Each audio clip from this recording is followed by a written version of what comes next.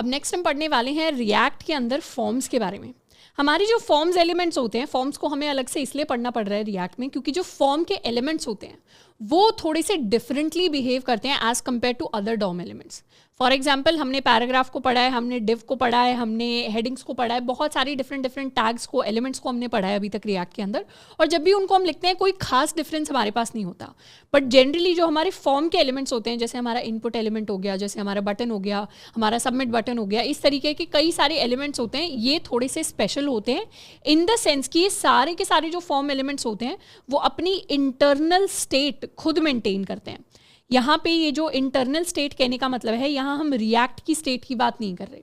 This internal state is basically saying कि इन elements के पास अपनी कुछ इंटरनल इन्फॉर्मेशन, अपना कुछ इंटरनल डेटा होता है जो मेंटेन्ड होता है, एंड इसके साथ साथ कुछ अलग डिफॉल्ट बिहेवियर्स इनके साथ आते हैं जो हमारे लिए शायद एज अ प्रोग्रामर डिजायरेबल ना हो। फॉर एग्जाम्पल अगर हम फॉर्म्स को सबमिट कर रहे हैं और उसके ऊपर हम किसी इवेंट को ट्रैक कर रहे हैं, जैसे ऑन चेंज हो गया, ऑन सबमिट हो गया, तो वहां पर एकदम से पेज हमारा रिफ्रेश हो जाता है, सारी इन्फॉर्मेशन गायब हो जाती है as soon as the form submits, तो वो हमारे फॉर्म के एलिमेंट्स का डिफॉल्ट बिहेवियर है।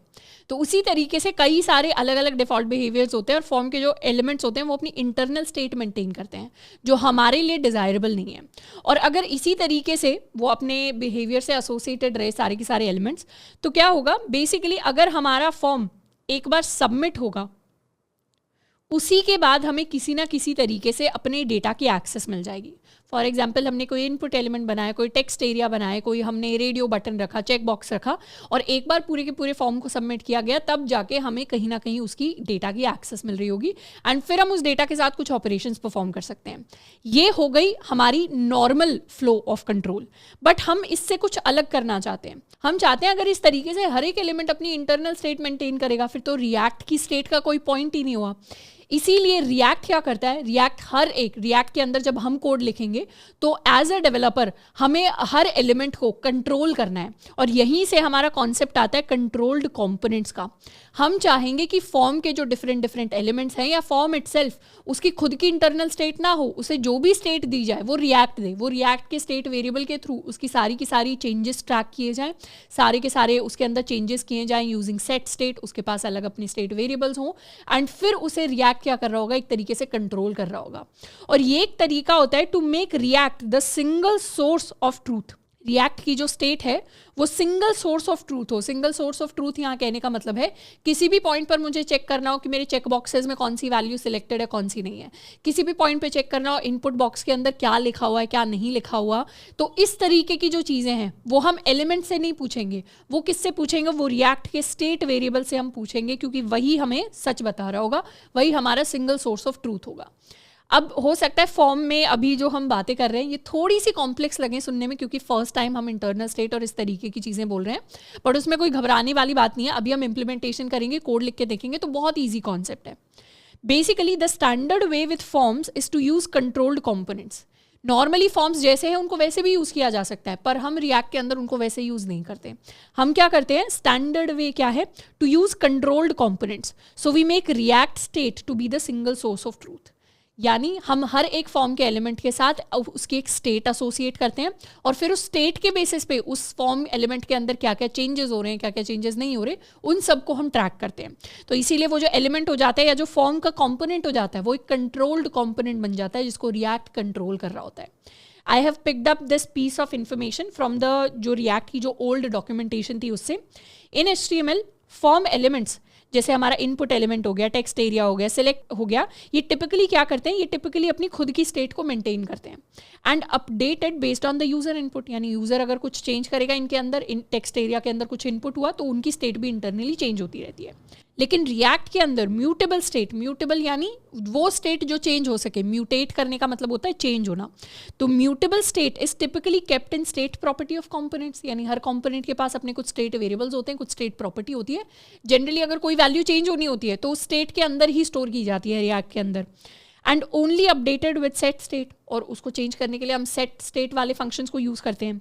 So we can combine the two by making React state the single source of truth. Then the React component that renders a form also controls what happens in that form on subsequent user input. यानी हम दोनों चीज़ों को combine कर देंगे, मतलब अपने form के इनपुट को भी स्टेट दे देंगे और रिएक्ट क्या करेगा, रिएक्ट भी स्टेट को कंट्रोल कर पाएगा. कैसे? हम फॉर्म इनपुट को रिएक्ट की स्टेट के साथ एसोसिएट कर देंगे. An input form element whose value is controlled by React in this way is called a controlled component. तो इस तरीके से उस फॉर्म के अंदर जितने भी हमारे इनपुट एलिमेंट्स होंगे, जैसे हमारा टेक्स्ट एरिया हो गया, हमारा इनपुट बॉक्स हो गया, या आगे जाके रेडियो बटन, चेक बॉक्सेस, कुछ भी हो गया, वो फिर सारे के सारे क्या कहलाएंगे, वो सारे के सारे हमारे कंट्रोल्ड कंपोनेंट्स कहलाएंगे, क्योंकि अब उन सबको रिएक्ट की स्टेट कंट्रोल कर रही है, ना कि देयर ओन इंटरनल स्टेट. तो ये हमारा प्रॉपर एक कॉन्सेप्ट होता है फॉर्म्स को यूज़ करने का.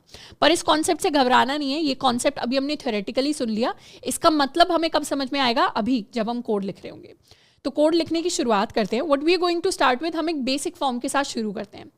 Let's create a form component form.jsx और इसके अंदर हम कर लेते हैं एक्सपोर्ट डिफ़ॉल्ट फंक्शन. अपना एक बेसिक सा हम फॉर्म बना लेते हैं और फॉर्म के अंदर अभी हम कुछ नहीं करेंगे, डायरेक्टली हम रिटर्न करने वाले हैं सिंपली अ फॉर्म, और फॉर्म के अंदर अपने एक इनपुट एलिमेंट को क्रिएट कर लेते हैं. तो ये हमारा फॉर्म हो जाएगा एंड इनपुट के अंदर एक हम प्लेस होल्डर दे सकते हैं. Let's give a place holder of enter your full name. इसको हमने सेव कर लिया. अब app.jsx के अंदर जाके इसे इंपोर्ट कर लेते हैं अपने फॉर्म को एंड यहाँ इसे हम रेंडर करा रहे होंगे. Let's start.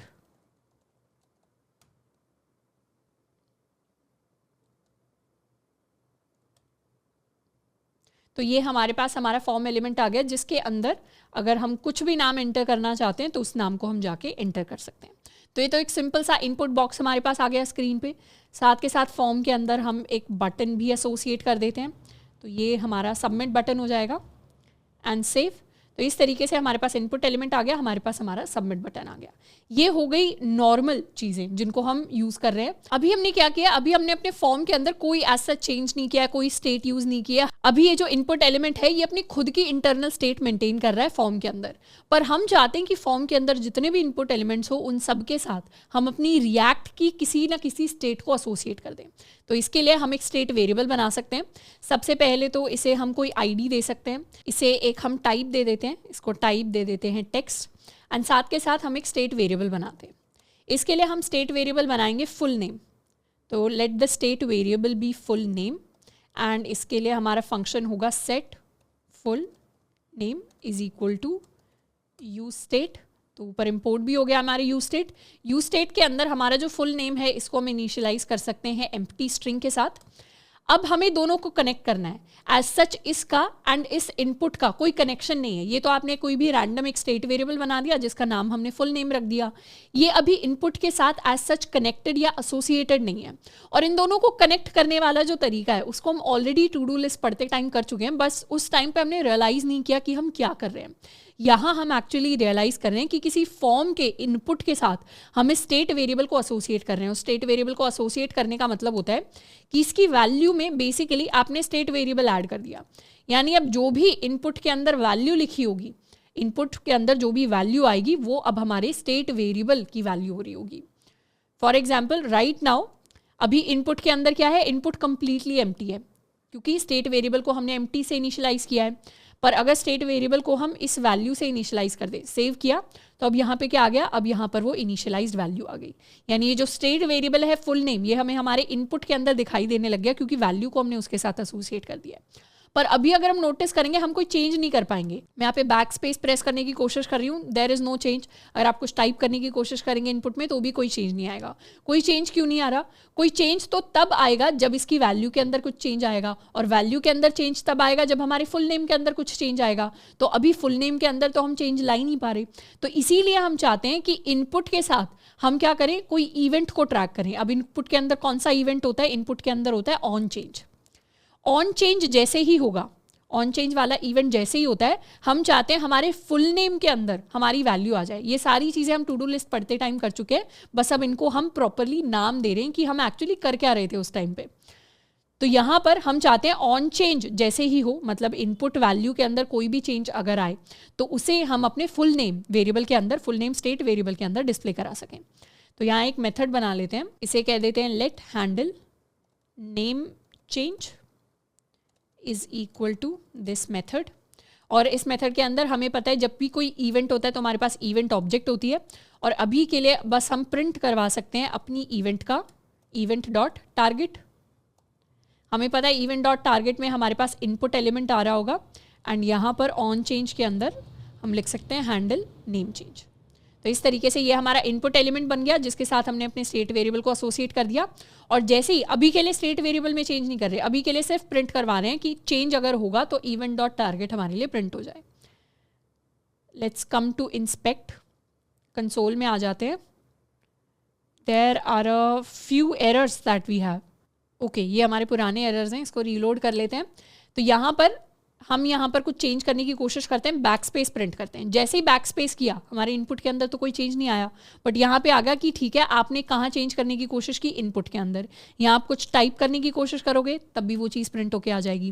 इसको रिफ्रेश कर लेते हैं। अब हम चाहते हैं इवेंट डॉट टारगेट के अंदर उसकी जो वैल्यू है यानी नई वैल्यू वो हमारे पास आ जाए। इवेंट के अंदर टारगेट होता है कि कौन से एलिमेंट के अंदर आपने चेंज किया, और वैल्यू यानी क्या न्यू वैल्यू, क्या अपडेटेड वैल्यू हमारे पास आई। इसको रिफ्रेश कर लेते हैं, एक बैक स्पेस प्रिंट करते हैं। तो अब क्या आया, श्रद्धा विदाउट द लास्ट ए हमारे पास प्रिंट होके आया। अब यहाँ पे श्रद्धा के साथ अगर मैं के भी ऐड कर दूँ तो ये श्रद्धा के मेरे पास प्रिंट होके आया। इस बार श्रद्धा 1 मैंने ऐड किया तो मेरे पास श्रद्धा 1 प्रिंट होके आया। मतलब ये जो नई अपडेटेड वैल्यू है ये तो हमारे पास आ रही है, बस ये हमारे इनपुट में दिखाई नहीं दे रही। तो इनपुट में दिखाई देने के लिए हमें इस फुल नेम के अंदर चेंज करना होगा। So what we'll do is we'll invoke this set full name function, जिसके अंदर इनपुट के अंदर हम कुछ चेंज करेंगे। और इनपुट के अंदर क्या चेंज करेंगे, इनपुट को हम सेट करेंगे टू द न्यू वैल्यू। और न्यू वैल्यू क्या है हमारी, न्यू वैल्यू है हमारी event dot target dot value.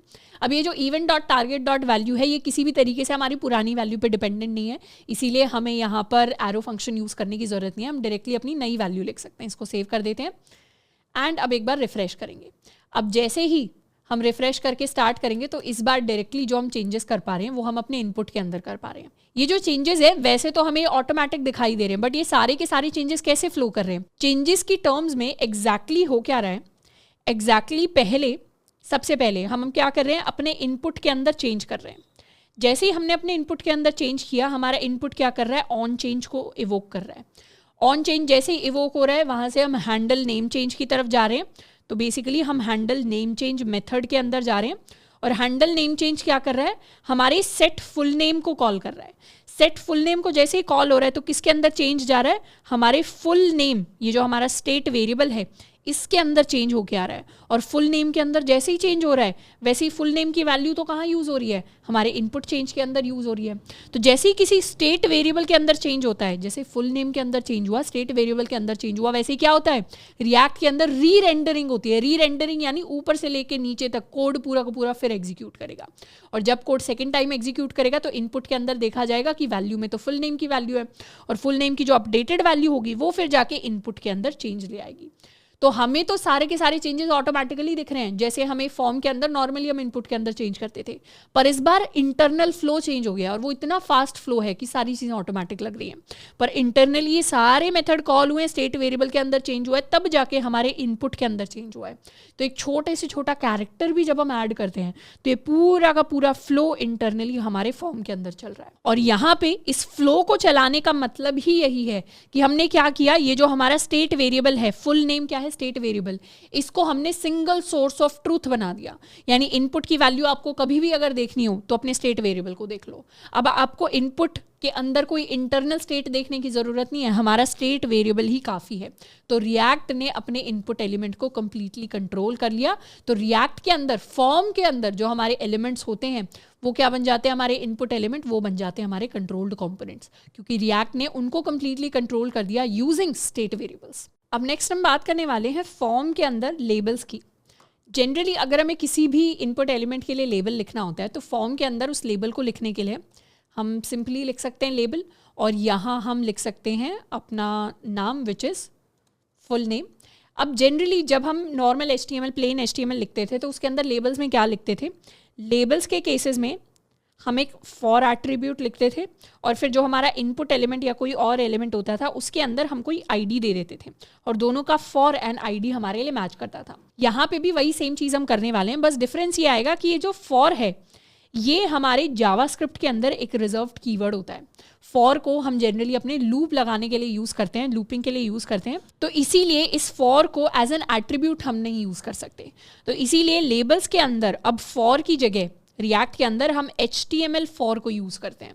तो अगर आप यहाँ पर फॉर लिखोगे भी तो भी हमारे पास एरर आ जाएगा। For example if we try to write for, तो हमारे पास सजेशन में हमेशा यही आएगा that we are trying to write a for loop. तो हमें फॉर नहीं लिखना है, हमें क्या लिखना है, हमें HTML फॉर को लिखना है। और HTML फॉर के अंदर हम अपने ID का नेम लिख सकते हैं, यही सेम ID हम अपने इनपुट एलिमेंट को दे देंगे। We can give it an ID of user name, इसको कर लेते हैं सेव। तो अब यहाँ जाके एक बार रिफ्रेश कर लेंगे तो जैसे ही फुल नेम पे क्लिक करेंगे वैसे ही हमारा इनपुट बॉक्स हमारे लिए हाईलाइट हो जाएगा।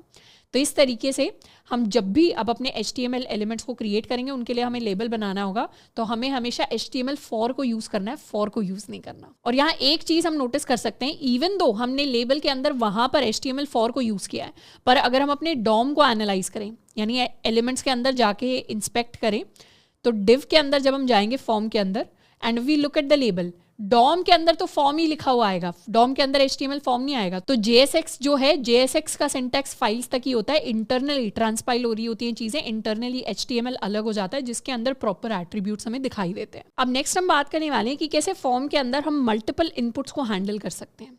मल्टीपल इनपुट्स को जब भी हम हैंडल करना चाहेंगे तो सबसे बेसिक अप्रोच जो हमारे दिमाग में आएगी कि इस तरीके से अगर हमने एक इनपुट क्रिएट किया है, तो अगर लेट्स सपोज हम कोई सेकेंड इनपुट क्रिएट करते हैं, ये तो हमारा, इसे यूज़र नेम नहीं, इसे हम फुल नेम कहेंगे, let's call it full name. यहाँ पर भी हम अपना फुल नेम ऐड करेंगे, तो ये तो हमारा फुल नेम के लिए हो गया। अगर हम एक और इनपुट बनाते हैं हमारे यूज़र नेम के लिए, तो इसे हम यूज़र नेम कह देते हैं, इसे यूज़र नेम कहेंगे। यहाँ पे प्लेस होल्डर के अंदर हम लिखेंगे enter user name and ID को भी हम यूज़र नेम रखेंगे। ऑन चेंज के अंदर इस बार हमारे पास नेम चेंज था, तो ऐसे ही हम एक और मेथड बनाएंगे and we are going to call it handle user name. अगर यूज़र नेम चेंज इसको हम लिख सकते हैं बट वो थोड़ा सा बड़ा नाम हो जाएगा, let's call it handle user name. And यहाँ पे हमें क्या करना पड़ेगा, नया इनपुट एलिमेंट है तो उसके लिए नया स्टेट वेरिएबल बनाना पड़ेगा, क्योंकि हम जब भी फॉर्म बनाते हैं हर एक इनपुट एलिमेंट के साथ हम एक नया स्टेट वेरिएबल एसोसिएट करते हैं। तो यहाँ पे नए स्टेट वेरिएबल बनाने के लिए we can write user name और सिंपली यूज़र नेम, और इसे हम कह सकते हैं सेट यूज़र नेम, और यूज़र नेम को भी इनिशियलाइज कर देंगे एम्प्टी स्ट्रिंग के साथ। और यहाँ पे क्या होगा, सेट फुल नेम की जगह हम सेट यूज़र नेम को कॉल करेंगे, इसे कैपिटल कर लेते हैं एंड उसी तरीके से हमारे पास ये वाली वैल्यू आ रही होगी। यहाँ पे हम इन्वोक करेंगे अपने हैंडल यूज़र नेम को, प्लस वैल्यू के अंदर भी हमारे पास हमारा यूज़र नेम आ रहा होगा। तो इसको एक बार सेव कर लेते हैं एंड ये हमारा फॉर्म बन गया। एलिमेंट्स को नेक्स्ट लाइन में शिफ्ट करने के लिए we can give it a gap of 2 lines probably. तो ये हमारा फुल नेम हो गया, ये हमारा यूज़र नेम हो गया। अब फुल नेम यूज़र नेम के अंदर चीज़ें हम एंटर कर सकते हैं, ये हमारा फुल नेम आ जाएगा यहाँ पे, और यूज़र नेम अगर हमें देना है तो we can write something like this. सारी की सारी चीज़ें अच्छे से फंक्शनली काम कर रही हैं। कैसे फंक्शनली काम कर रही हैं, क्योंकि यहाँ पर जैसे ही हमने चेंज किया, इवन दो वैल्यू के अंदर यूज़र नेम एक स्टेट वेरिएबल है वो चेंज हो रहा है, तो वही सारी चीज़ें हो रही है हैंडल यूज़र नेम। ये हैंडल यूज़र नेम वाला हमारा हैंडलर इन्वोक हो रहा है जैसे भी हमारे यूज़र नेम के अंदर कोई भी चेंज आ रहा है। बस यहाँ पे एक छोटी सी प्रॉब्लम है जो हमें देखने को मिलेगी। वो छोटी सी प्रॉब्लम ये है कि अभी तो हमारे फॉर्म के अंदर सिर्फ 2 ही इनपुट्स हैं, और जनरली फॉर्म्स तो बड़े बड़े होते हैं। अगर कोई साइन अप का फॉर्म है या किसी को बहुत सारी डिटेल्स लेनी है, कोई अगर यूज़र आया है उसकी एज भी लेनी है, कई बार डेट ऑफ बर्थ भी लिया जाता है, ईमेल होता है, पासवर्ड होता है, फुल नेम को भी हम फर्स्ट नेम सेकंड नेम इस तरीके से डिवाइड कर देते हैं। कई बार फॉर्म्स के अंदर मिडिल नेम भी लिया जाता है, तो कई सारी रिलेटेड इन्फॉर्मेशन होती है। तो इतनी सारी इन्फॉर्मेशन के लिए क्या एक सिंगल फॉर्म के अंदर हम बार बार इस तरीके से स्टेट वेरिएबल्स को बनाते रहें, बार बार इस तरीके से फंक्शंस को लिखते रहें, तो वो क्या होगा, वो थोड़ा सा टीडियस और थोड़ा सा अनफ्रेंडली टास्क हो जाएगा। इसीलिए जब भी हमारे पास फॉर्म के अंदर मल्टीपल इनपुट्स होते हैं तो हम क्या करते हैं, उन सब के लिए एक कॉमन हैंडलर बनाने की कोशिश करते हैं। कॉमन हैंडलर कहने का मतलब है कि एक सिंगल फंक्शन जो उन सब के ऑन चेंज पे जाके इन्वोक हो रहा होगा, ये हमारा कॉमन हैंडलर हो जाएगा और यही सारे के सारे चेंजेस को ट्रैक करेगा। क्योंकि जनरली अगर हम हैंडल नेम चेंज को देखें तो यही हो रहा है कि नेम चेंज वाला जो सेट फंक्शन है उसके अंदर यही सेम वैल्यू जा रही है, यहाँ पे भी यूज़र नेम के अंदर यही सेम वैल्यू जा रही है। अब जब भी कोई भी ऑन चेंज होता है इवेंट ऑब्जेक्ट के अंदर, ये तो हमें पता ही होता है किस में चेंज आया, यानी कौन सी फील्ड चेंज हुई, प्लस क्या चेंज आया यानी जो वैल्यू होती है टारगेट की, तो कौन सी फील्ड चेंज हुई ये हमारा टारगेट होता है, क्या नई वैल्यू आई है टारगेट के अंदर जो वैल्यू स्टोर्ड होती है वो होती है। इन दोनों चीज़ों की इन्फॉर्मेशन हमेशा हर एक इवेंट ऑब्जेक्ट के पास होती ही है। तो हमें क्या करना है, बस उस चीज़ को एक कॉमन सिनेरियो, एक कॉमन फंक्शन के अंदर पुश करना है। ऑल्सो फिर हमें ये इतने सारे स्टेट वेरिएबल्स बनाने की ज़रूरत नहीं है। हम क्या कर सकते हैं, अलग अलग स्टेट वेरिएबल्स बनाने की बजाय हम एक कॉमन ऑब्जेक्ट बना सकते हैं जिसके अंदर सारी की सारी स्टेट वेरिएबल्स फॉर्म से रिलेटेड स्टोर हो जाए। यानी हम एक ऑब्जेक्ट बना देंगे जिसके अंदर फॉर एग्जाम्पल अगर हमारा फुल नेम है तो फुल नेम की क्या वैल्यू है वो आप स्टोर कर लो, अगर हमारा यूज़र नेम है यूज़र नेम की क्या वैल्यू है वो आप स्टोर कर लो, अगर कल को पासवर्ड आ जाता है तो पासवर्ड के अंदर क्या वैल्यू स्टोर्ड है उसको आप स्टोर कर लो। तो एक सिंगल ऑब्जेक्ट हो जाएगी जो हमारे स्टेट फॉर्म के रिलेटेड जितने भी सारे के सारे स्टेट्स होंगे उनको ट्रैक करेगी। तो वो चेंज लाने के लिए what we can do is, इन दोनों को तो हम हटा सकते हैं, एक सिंपल हम ऑब्जेक्ट बनाएंगे, we'll call it form data, और फॉर्म डेटा के साथ मेथड एसोसिएट कर देते हैं set form data is equal to use state, और यूज स्टेट के अंदर शुरुआत में एक एम्प्टी ऑब्जेक्ट हम पास कर सकते हैं और इस एम्प्टी ऑब्जेक्ट के अंदर शुरू में हमारे पास फुल नेम होगा जिसको हम इनिशियलाइज कर सकते हैं to empty, and user name होगा जिसको हम इनिशियलाइज कर सकते हैं टू एम्प्टी। और अभी के लिए जो हैंडल नेम चेंज है इनको कमेंट आउट कर सकते हैं। इसको सेव कर लिया। अब यहाँ पर जब हम इनपुट के अंदर वैल्यूज़ दे रहे हैं तो फुल नेम तो अब एग्जिस्ट नहीं करता, पर क्या एग्जिस्ट करता है, form data dot full name exist करता है। तो form data dot full name हमने इसे बना दिया and form data dot user name हमने इसे बना दिया। अब इनके लिए ऑन चेंज एज सच हमारे पास हैंडलर नहीं है, तो ऑन चेंज हैंडलर के लिए हम एक कॉमन मेथड लिखेंगे, let's call it handle input change. Handle input change हमारा कॉमन मेथड होने वाला है और इस हैंडल इनपुट चेंज के अंदर हम दो वैल्यूज़ को यूज़ करेंगे। कौन सी दो वैल्यूज़ को यूज़ करेंगे, सबसे पहले तो हमें पता होना चाहिए कौन सी फील्ड चेंज हुई है, क्या चेंज हुआ है। दूसरा हमें पता होना चाहिए उस फील्ड की क्या नई वैल्यू हमारे पास आई है, क्या कोई इनपुट एलिमेंट चेंज हुआ है, उसके अंदर भी क्या फुल नेम वाला चेंज हुआ है या यूज़र नेम वाला चेंज हुआ है या पासवर्ड वाला चेंज हुआ है। तो इस तरीके से अगर किसी भी फील्ड का हमें नेम चाहिए होता है कि कौन सी फील्ड चेंज हुई है, तो उसके लिए इवेंट ऑब्जेक्ट के अंदर टारगेट के अंदर हमारे पास एक नेम एट्रीब्यूट होता है जिसको हम सेट कर सकते हैं टू ऑल द इनपुट्स। तो यहाँ से हमें फील्ड का नेम मिल जाएगा। फील्ड का नेम कैसे मिलेगा, फील्ड का नेम मिलेगा, एक वेरिएबल बना लेते हैं, इसको कह देते हैं फील्ड नेम, जो फील्ड चेंज हुई है ये हमें मिलेगा from event dot target dot name से, और यहाँ पे इवेंट रख लेते हैं और फिर इस फील्ड नेम को हम यहाँ से प्रिंट करवा लेते हैं कंसोल डॉट लॉग हमारा फील्ड नेम। और ये फील्ड नेम कहाँ से आएगा, ये टारगेट के नेम से आएगा। तो टारगेट के अंदर नेम प्रॉपर्टी होनी चाहिए, मतलब इस इनपुट के अंदर नेम प्रॉपर्टी होनी चाहिए, तो हमें यहाँ पे नेम प्रॉपर्टी एक रखनी पड़ेगी। सिमिलरली हमें यूज़र नेम के लिए भी एक नेम प्रॉपर्टी रखनी पड़ेगी। अब यहाँ पे ट्रिक ये है कि अगर नेम को आप कुछ भी यहाँ पे रखना चाहें वो हम नहीं रख सकते। अगर हम सोचें नेम को हम ABCD रख दें तो वो रख पाना पॉसिबल नहीं है। हमारा जो नेम हम अपने इनपुट एलिमेंट को देंगे वो हमारे स्टेट वेरिएबल के नेम के साथ मैच करना चाहिए। यानी स्टेट वेरिएबल के अंदर अगर फुल नेम को हमने इस तरीके से फुल नेम लिखा है तो यहाँ पर भी इनपुट एलिमेंट फुल नेम ही होना चाहिए। इसके पीछे का रीज़न क्या है, अगर इनपुट एलिमेंट फुल नेम होगा तो यहाँ पे भी फील्ड के नाम में क्या प्रिंट होके आएगा, यहाँ पे प्रिंट होके आएगा हमारे पास फुल नेम। तो इस फुल नेम वैल्यू को हम क्या यूज़ करेंगे, इस फुल नेम वैल्यू को हम यूज़ करेंगे स्टेट वेरिएबल के अंदर इस की को एक्सेस करने के लिए।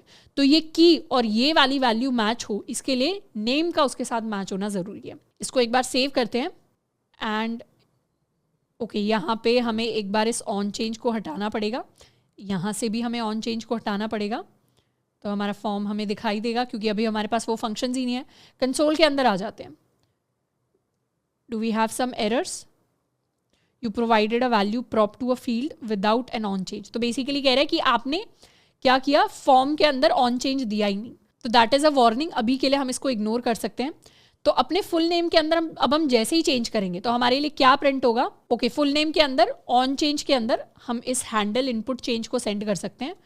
तो ऑन चेंज के अंदर we are going to send handle input change, और यही हैंडल इनपुट चेंज हम यहाँ पे ऐड कर सकते हैं और इसे हम दे सकते हैं अपना यूज़र नेम। इसको सेव कर लिया। यहाँ पे basically handle input change invoke होगा जैसे इनपुट के अंदर कोई चेंज आएगा और हमारे लिए फील्ड नेम प्रिंट हो जाएगा। तो रिफ्रेश कर लेते हैं। अब ऑन चेंज हमने दे दिया, इनपुट के अंदर चेंज किया, एस टाइप किया हमने। इनपुट के अंदर तो ऐसा कोई चेंज नहीं आया क्योंकि सेट तो कर ही नहीं रहे अभी स्टेट वेरिएबल को, पर क्या प्रिंट हो गया है, फुल नेम प्रिंट हो गया है। ऐसे ही अगर यूज़र नेम के अंदर चेंज करेंगे, कुछ भी टाइप करेंगे तो क्या प्रिंट हो गया है, यूज़र नेम प्रिंट हो गया है। यहाँ दोबारा फुल नेम के अंदर कुछ भी प्रिंट करेंगे, टाइप करेंगे तो फुल नेम प्रिंट हो गया है। 4 कैरेक्टर्स को टाइप किया था मैंने, और यूज़र नेम के अंदर 2 कैरेक्टर टाइप करेंगे तो क्या प्रिंट हो गया है, यूज़र नेम प्रिंट हो गया है। तो अब ऑन चेंज के अंदर हमारे पास उस फील्ड का नाम है जिसको हमें एक्सेस करना है, साथ के साथ यहाँ पे हमारे पास वो वैल्यू भी आ जाएगी। इसको हम अपनी न्यू वैल्यू कह सकते हैं। तो वैल्यू आएगी टारगेट डॉट वैल्यू से, और इस बार हम क्या प्रिंट करवाएंगे, अपनी न्यू वैल्यू को प्रिंट करवाएंगे। इसको सेव कर लेते हैं। रिफ्रेश किया, यहाँ ए प्रिंट किया, ए आ गया, बी प्रिंट किया, बी आ गया, सी प्रिंट किया, सी आ गया। यूज़र नेम के अंदर भी ए प्रिंट करेंगे, ए आ गया, बी प्रिंट करेंगे, बी आ गया, सी प्रिंट करेंगे, सी आ गया। तो नई वैल्यू, नई अपडेटेड वैल्यू हमारे पास आ रही है। अब हमें क्या करना है, अपने स्टेट वेरिएबल के अंदर इस फील्ड को ढूंढ के उसको असाइन करनी है अपनी नई वैल्यू। तो किसी भी ऑब्जेक्ट के अंदर कैसे असाइन करते हैं न्यू वैल्यू, तो फॉर्म डेटा के अंदर हमें फुल नेम को यानी फील्ड नेम को ढूंढना है और उसके अंदर नई वैल्यू को असाइन करना है। तो उसके लिए हम यूज़ कर सकते हैं अपना सेट फॉर्म डेटा मेथड। और सेट फॉर्म डेटा के अंदर हमें क्या करना पड़ेगा, अब यहाँ पे क्योंकि हम ऑब्जेक्ट्स के साथ डील कर रहे हैं, तो ऑब्जेक्ट्स के साथ जब भी डील करते हैं सिर्फ ऑब्जेक्ट की की को चेंज करना काफ़ी नहीं होता, हमें क्या करना पड़ता है, ऑब्जेक्ट को, पुरानी ऑब्जेक्ट को पूरी तरह रिकंस्ट्रक्ट करके एक नई ऑब्जेक्ट सेंड करनी पड़ती है, तभी हमारी जो ऑब्जेक्ट है उसके अंदर चेंज वैलिड माना जाता है रिएक्ट के अंदर। तो हम यहाँ क्या करेंगे, हम यहाँ अपना करंट डेटा जो है उसको यूज़ करेंगे, एंड करंट डेटा को यूज़ करके इसे थोड़ा सा अच्छे से सेट कर लेते हैं। करंट डेटा को यूज़ करके what we are going to do, सबसे पहले तो करंट डेटा के अंदर हम अपनी फील्ड को एक्सेस करेंगे। जो भी फील्ड नेम है, फील्ड नेम, उसे हम एक्सेस करेंगे। कैसे एक्सेस कर रहे हैं, हमें डॉट फील्ड नेम लिख के एक्सेस नहीं करना, हमें स्क्वायर ब्रैकेट्स लिख के एक्सेस करना है। इस तरीके से जब हम स्क्वायर ब्रैकेट्स लिख के एक्सेस करते हैं, इस तरीके से हम स्क्वायर ब्रैकेट्स के अंदर अगर कोई भी वेरिएबल लिखते हैं तो इसे हम कहते हैं computed property name. Computed property name कहने का मतलब है कि आप एक प्रॉपर्टी को तो एक्सेस करने की कोशिश कर रहे हो, पर आपके पास उस प्रॉपर्टी का एग्जैक्ट नाम नहीं है, आपके पास एक वेरिएबल है जिसमें उस प्रॉपर्टी का नाम है। मतलब फुल नेम है या यूज़र नेम है हमारे पास, वो तो स्ट्रिंग नहीं है, हमारे पास तो फील्ड नेम है जो एक वेरिएबल है। तो पहले अगर स्क्वायर ब्रैकेट्स अगर हम इस तरीके से यूज़ करते हैं तो पहले उस वेरिएबल की वैल्यू इवैल्यूएट होगी, उसके बाद उसकी वैल्यू यूज़ होगी। तो हमेशा जब भी ऑब्जेक्ट के अंदर किसी भी फील्ड नेम को हमें एक्सेस करना है रिएक्ट में, we'll use this computed property value. तो यहाँ पे फील्ड नेम को हम सेट कर देंगे टू दिस न्यू वैल्यू। तो इस तरीके से तो बस न्यू वैल्यू को सेट कर दिया हमने, पर अभी के लिए हमारी ऑब्जेक्ट के अंदर चेंज नहीं आएगा क्योंकि सिर्फ की को चेंज करने से चेंज नहीं आता। हमें क्या करना पड़ेगा, पूरी ऑब्जेक्ट को दोबारा रिटर्न करना पड़ेगा। कैसे रिटर्न करेंगे, या हम स्प्रेड कर सकते हैं अपने करंट डेटा को। तो करंट डेटा के अंदर चेंज कर दिया, फिर करंट डेटा को ही स्प्रेड करके एक नई ऑब्जेक्ट हमने रिटर्न कर दी। इसको सेव कर लेते हैं। तो ये हमारा हैंडल इनपुट चेंज हो गया, और इस बार जैसे ही फॉर्म डेटा के अंदर चेंज होगा स्टेट री रेंडर होगी। स्टेट री रेंडर होगी तो वैल्यू के अंदर चेंज आएगा, मतलब इस बार हमारे इनपुट के अंदर चेंजेस रिफ्लेक्ट करेंगे। इसको रिफ्रेश कर लेते हैं। इस बार फुल नेम के अंदर I can type my name SHRADHA, तो वो चेंज यहाँ पे आएगा। यूज़र नेम के अंदर @SK, तो वो चेंज यहाँ पे हमारे पास आएगा। अभी भी एक चीज़ बाकी है कि जैसे ही हम इस फॉर्म को सबमिट करते हैं वैसे ही क्या हुआ, सारी की सारी चीज़ें एकदम से गायब हो गई। तो हम क्या चाहते हैं, इस डिफ़ॉल्ट बिहेवियर को अगर हमें प्रिवेंट करना है तो यहाँ एक और इवेंट हैंडलर हम ऐड कर सकते हैं ऑन सबमिट के लिए। इसे कह देते हैं handle submit. Let handle submit is equal to, इसके अंदर हमारे पास हमारी इवेंट ऑब्जेक्ट आएगी, and we are going to do event dot prevent default. तो प्रिवेंट डिफ़ॉल्ट से पहले क्या हो रहा था, सारे के सारे ये चीज़ें वैल्यूज़ हमारे पास खाली हो जा रही थी। अब ऐसा नहीं होगा। रिफ्रेश करेंगे, if I write Shraddha here, if I write @SK, submit किया, कुछ नहीं होगा। यानी जितने भी ऑपरेशंस बाय डिफ़ॉल्ट होते थे वो सारे के सारे अब प्रिवेंट हो गए। अब मुझे अगर इन वैल्यूज़ को सबमिशन के टाइम पे खाली करना है तो उसके लिए मुझे क्या करना पड़ेगा, उसके लिए I have to call set form data and I have to set everything to a new empty array. यानी जो हमने शुरुआत में इनिशियलाइज किया था जिन वैल्यूज़ के साथ, उन्हीं के साथ मुझे रीसेट करना पड़ेगा वैल्यूज़ को, ताकि सबमिशन के टाइम पे सारी की सारी चीज़ें रीसेट हो जाएं। रिफ्रेश करेंगे, इस बार if I write Shraddha and @SK submit किया तो इस बार सारी चीज़ें खाली होंगी, क्योंकि ये एक्शन है जो मुझे अलग से लेना पड़ा। अब जब भी हम रिएक्ट के अंदर, फॉर्म के अंदर सारे के सारे एक्शंस को प्रिवेंट करेंगे, अपनी खुद की स्टेट डालेंगे, कंट्रोल करेंगे सारे के सारे इनपुट एलिमेंट्स को, तो इस तरीके से एडिशनल चेंजेस हमें करने पड़ेंगे फॉर्म के अंदर, क्योंकि बाय डिफॉल्ट आपने सारे के सारे चेंजेस को रोक दिया। But this is just a small side effect of having all of these additional things, additional functionalities that we get with React. अब इसके अंदर यहाँ पे जो हमारा हैंडल इनपुट चेंज है, इसे हम चाहें तो और बेटर तरीके से लिख सकते हैं। जैसे हमारा करंट फील्ड इनपुट इस तरीके से जो हमने लिखा है, इसकी जगह हम क्या कर सकते हैं, we can basically return the current data itself. Current data को ही रिटर्न कर देंगे, बस उसके अंदर एक छोटा सा चेंज करके हम भेज देंगे। करंट डेटा के अंदर क्या चेंज करेंगे, करंट डेटा के अंदर जो हमारा फील्ड नेम है उसकी जगह हम अपनी न्यू वैल्यू असाइन करके भेज सकते हैं। तो ये भी एक करेक्ट फॉर्मेट होता है चीज़ों को लिखने का, कि हमें करंट डेटा तो वैसे का वैसा चाहिए स्प्रेड करके, बस उसके अंदर जो हमारा फील्ड नेम था वो यहाँ पे कंप्यूट होगा एंड फिर उसके अंदर नई वैल्यू हमारे पास असाइन होगी। इस केस में भी सारी की सारी चीज़ें वर्क करेंगी। क्या करते हैं, यहाँ पे हम console.log करके सबमिशन के बाद प्रिंट करवा लेते हैं अपने फॉर्म डेटा को। तो इसको सेव कर लेते हैं एंड इसको टेस्ट करते हैं सारी चीज़ें वर्क कर रही हैं क्या। Okay, new value is not defined. अच्छा, this is suppose to be new value.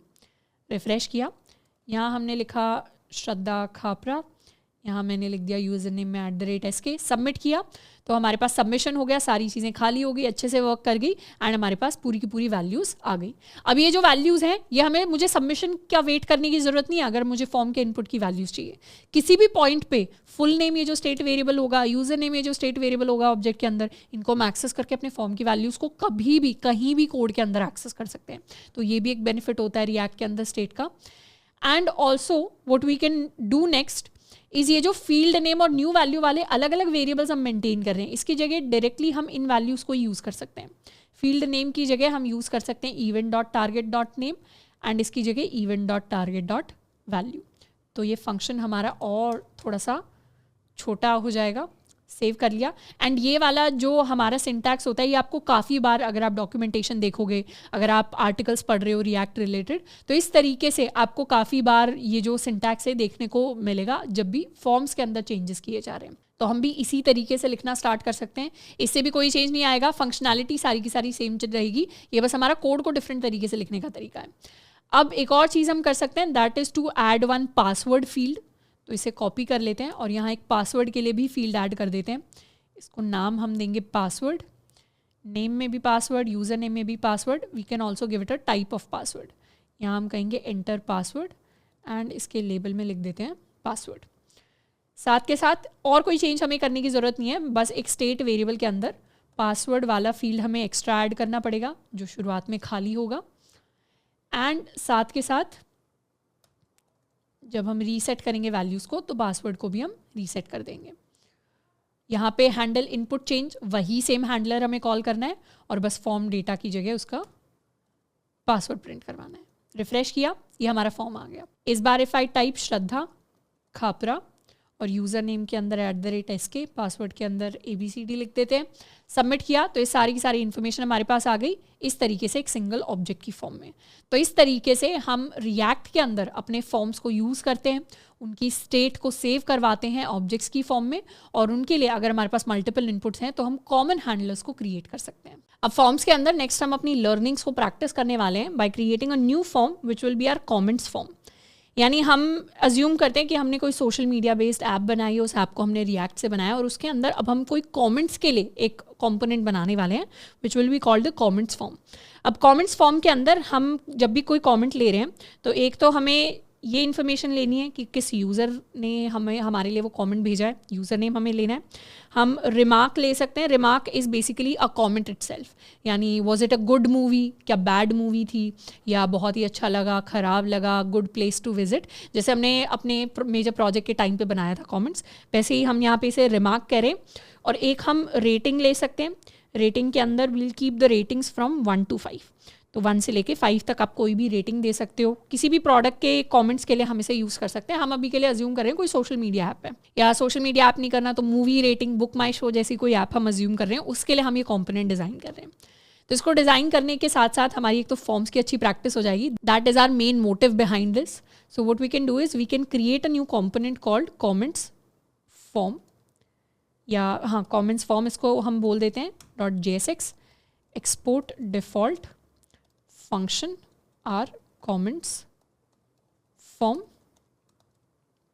And यहाँ से अभी के लिए हम रिटर्न कर देते हैं और div जिसके अंदर we have 1h4, give a comment something like this, give a comment, let's save it and we're going to import it in our app.jsx और यहाँ हम अपने comments form को show करवाएंगे। save and refresh किया, comments forms is not defined, comments form। Okay, so this is our comment form जिसके अंदर we don't have a form right now. तो यहाँ पे अब हम अपने फॉर्म को क्रिएट करना स्टार्ट करेंगे। Let's create a form. Form के अंदर हमें पता है हमें इनपुट एलिमेंट चाहिए।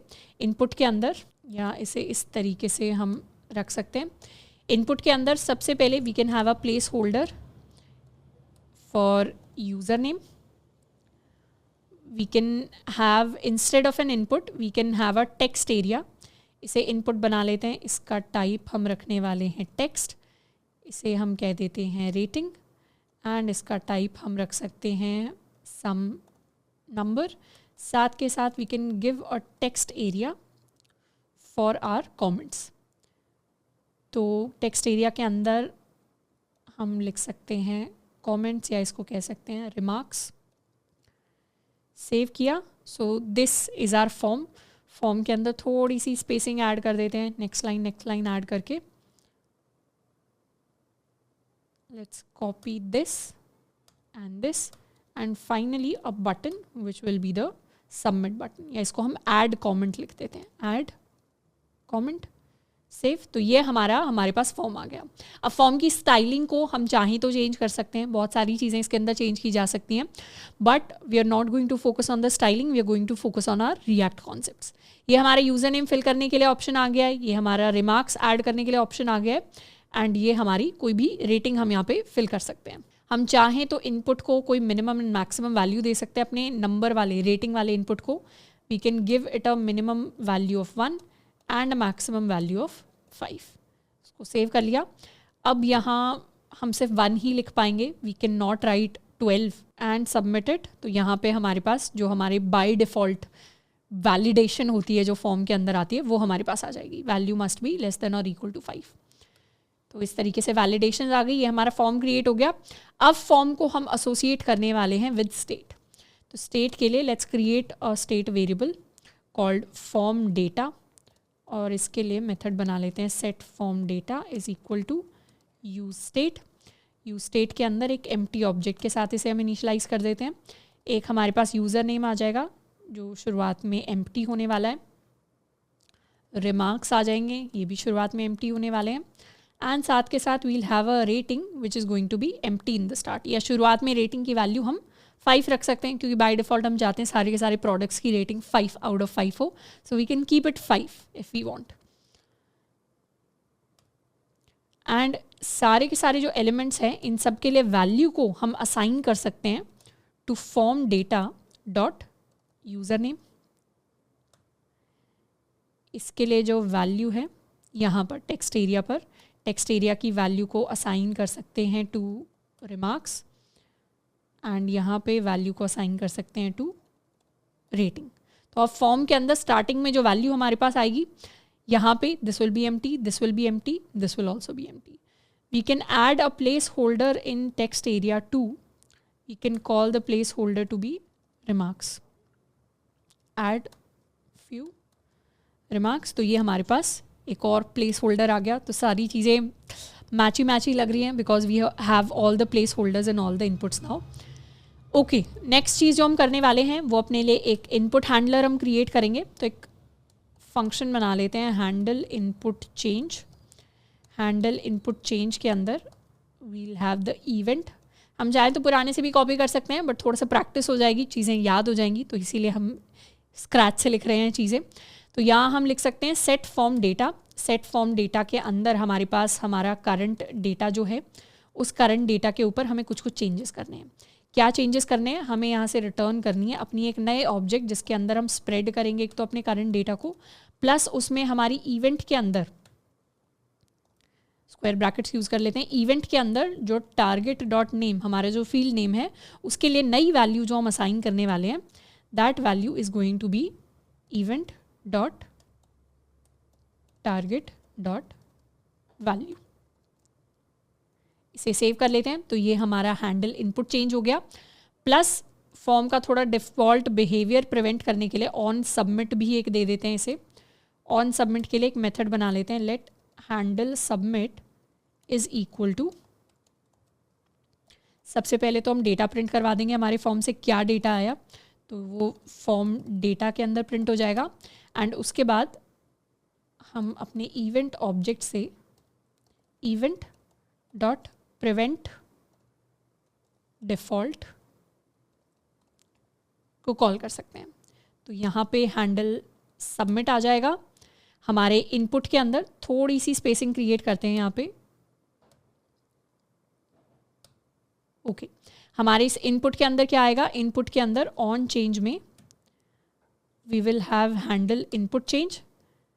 सेम ही चीज़ हमें अपने टेक्स्ट एरिया के अंदर ऐड करनी है, और ये सेम चीज़ हमें अपने रेटिंग के अंदर ऐड करनी है। इसको सेव कर लेते हैं। तो ये हमारा फॉर्म कुछ इस तरीके से आ जाएगा। साथ के साथ हम हर एक इनपुट के साथ एक लेबल ऐड कर सकते हैं। लेबल ऐड करने के लिए we can write the label here, we can keep the label as user name. इस वाले लेबल के अंदर हम ऐड करेंगे, वी कॉल इट रिमार्क्स।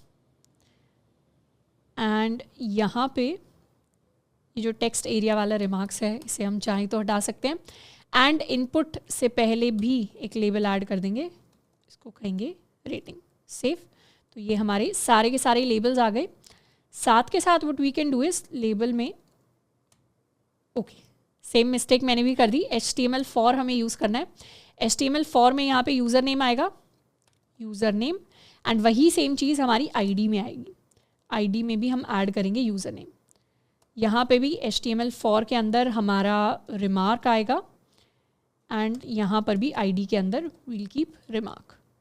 यहाँ पे फॉर के अंदर, HTML फॉर के अंदर हमारे पास रेटिंग आएगी, एंड यहाँ भी ID के अंदर हमारा रेटिंग हम लिख रहे होंगे। आई थिंक वैल्यू हमने यूज़ कर लिया, ऑन चेंज यूज़ कर लिया, ID यूज़ कर लिया। एक और चीज़ बाकी है which is suppose to be name. Name क्यों चाहिए हमें? नेम हमें इसलिए चाहिए ताकि ये टारगेट डॉट नेम को हम एक्सेस कर सकें। तो एक नेम भी ऐड कर सकते हैं। नेम के अंदर भी सेम वैल्यूज़ आएंगी जो हमने कहाँ पे दिए हैं, जो हमने अपनी इस ऑब्जेक्ट के अंदर दिए हैं। तो हमारे पास यूज़र नेम आएगा। यहाँ पे नेम की बात करेंगे तो हमारे पास रिमार्क आएगा। ये हमने रिमार्क्स दिया है, दिस इज़ रिमार्क्स। सो यहाँ पे भी हम रिमार्क्स ही ऐड करना पड़ेगा हमें। इन सबको वैसे हम रिमार्क्स भी कर सकते हैं, add few remarks, remarks, remarks. And यहाँ पे नेम के अंदर हम देने वाले हैं रेटिंग। इसको सेव कर लेते हैं। थोड़ा सा कॉम्प्लेक्स तो नहीं कहेंगे, सिंपल ही था हमारे फॉर्म को लिखना, बस थोड़ा सा लेंथ वाइज काफ़ी सारे एट्रीब्यूट्स हमने अपने फॉर्म के अंदर ऐड कर दिए। रिफ्रेश कर लेंगे इसे एक बार एंड इंस्पेक्ट करके in our console window. I am going to add a user name. Let's suppose my user name is @SK। Remarks के अंदर great job, something like this. Rating के अंदर I am going to give it a rating of 4। Add कर दिया comment add हो गया। तो ये सारी की सारी इन्फॉर्मेशन हमारे पास आ गई। हम चाहें तो एक और ऐड कर सकते हैं।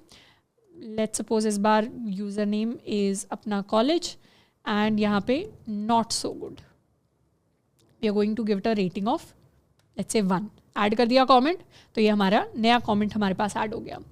अभी रीसेट हम नहीं कर रहे अपने फॉर्म के फील्ड्स को, तो रीसेट करने के लिए what we can do is यहाँ पे दोबारा से सेट फॉर्म डेटा को हम कॉल कर सकते हैं, और उसके अंदर ये जो इनिशियलाइज़ किया था एम्प्टी वैल्यूज़ के साथ, इन्हीं को वापस से सेव कर सकते हैं।